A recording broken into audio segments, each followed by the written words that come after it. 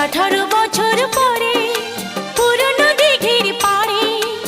একা একা এলাম যখন, দেখি কৃষ্ণচূড়া